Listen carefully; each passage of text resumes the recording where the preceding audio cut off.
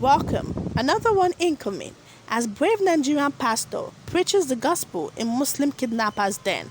Let's get into the details. Pastor Johanna Jaro Motongosun, 58, was at home with his family in a remote Christian village in Nigeria's Plateau State on 19th April this year when presumed Fulani militants stormed his house and took him captive. Masaran Kim relates the story of a fearless pastor who witnessed to his fate while in captivity. From his room, Motongson could hear male voices speaking Fofodle, the dialect of the Fulani militias, which have been blamed for the murder of thousands of Christians in Nigeria. They used a rock to break the main door open, said Matongson in an interview. The following few minutes were filled with the sound of loud gunshots, he said. I tried to calm my wife, but I was deeply worried for my children in an opposite room, he added. I tried to distract them from going to my children's room by opening the door to our bedroom, and one of them fired a shot in my direction, he recalled. The bullet fired through the door's hinge, pierced the floor tiles in front of him, he said. But just then, the father of 10 heard a gang member scream from behind the man who fired the shot. He said, I think the bullet made a rebound and hit him in the leg, and he started to bleed profusely, said Matongson, who concluded the miracle was a sign of God's presence with him. I instantly recalled an episode 2 weeks earlier when a friend told me I would preach to kidnappers, he said. Well, this brave Nigerian pastor, have said how he was delivered by God when these Fulani herdsmen wanted to come and take him. These Fulani militants wanted to come and take him. They wanted to kidnap him and his wives and also his children. And this is a frequent thing that has been happening in Nigeria recently. We see the number of insecurity rising to a whole new level. We see everything going on with these Fulani herdsmen. We see the way they attack communities, they attack villages, they kidnap people, burn down houses, do whatever they deem it fit to do. And that is what one thing the Southwest have been complaining about these people from different countries, that most of them might not be from the Fulani tribe, that some of them are from different countries, from Mali, Burkina Faso, and Watso, that these people come and disguise themselves as bikemen that are riding bikes, but underneath the seat you will see all sorts of weapons like dagger, knives, and all sorts of manner of things, guns. And that these people, after Jumat service, they stay behind and plot on how to attack these communities in the villages. Well, this has been going on for quite a while. These Fulani herdsmen have been doing a lot of things in this country, and most time the North have been hearing about it a lot, and this has been affecting them. I can't recall the time that they were disturbing the East. They disturbed the East a lot, and now they are focused themselves on the northern part. They've decided to, make a nuisance. They've decided to be a menace in the society, and these people come into houses, abduct women, go and marry them off. We don't even know if some of these women might still be alive. Take the example of the Chibok girls that were abducted around that 2013, 2014, and we could see what happened.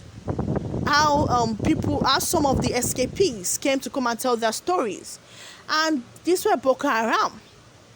We could see all the things that have been happening. Look at the Abuja to Kaduna train bombing, where those terrorists attacked the train.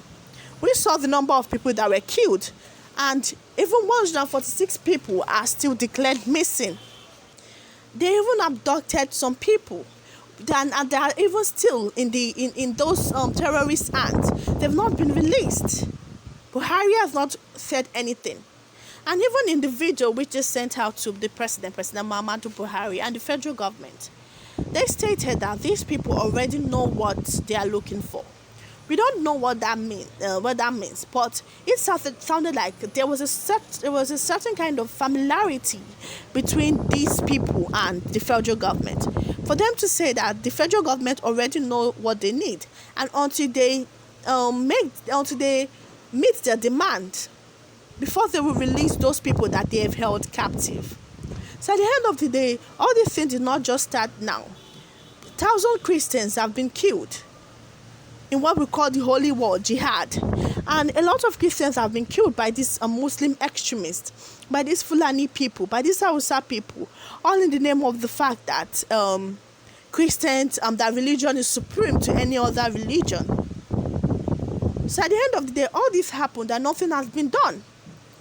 We see the case whereby thousands of Christians are being burnt to death, are being killed, stoned, chased out of the state where they are.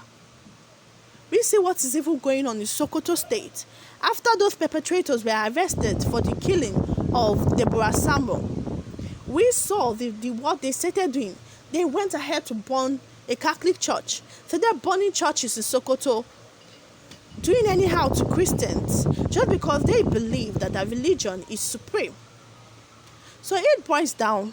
So these people, regardless, feel that their religion is supreme.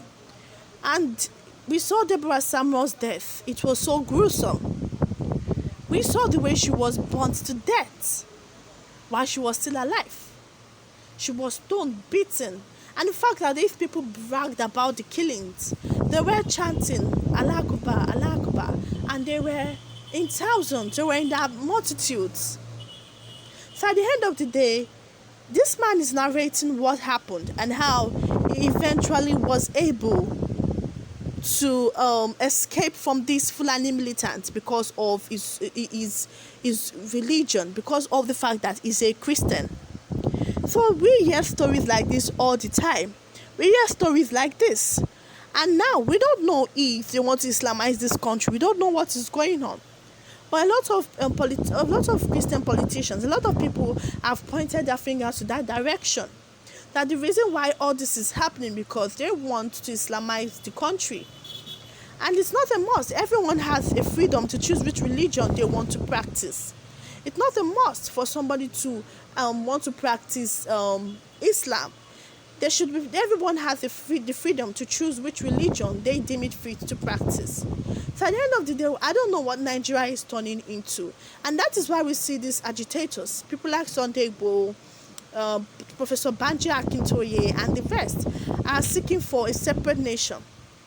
They feel like maybe if Nigeria eventually separates, that things will be better. And that we'll be able to rule ourselves. Because if everyone decides to go to their states, it's better because the northern people will go to their states and they can continue doing whatever they want to do there. The eastern people will go to their state, western people will go to their states. So it still boils down to the fact that if Nigeria needs to divide for peace to reign, it might possibly be the solution for Nigeria. That's what a lot of people have been saying, that it might be a possible solution for Nigeria to separate so that peace will reign again. Well, do not forget to hit the like button and subscribe. And turn on your notification to get more news updates from us. And those of you that have been supporting us since day one, we love you. Continue to support us as the good Lord will continue to bless you also. Thank you.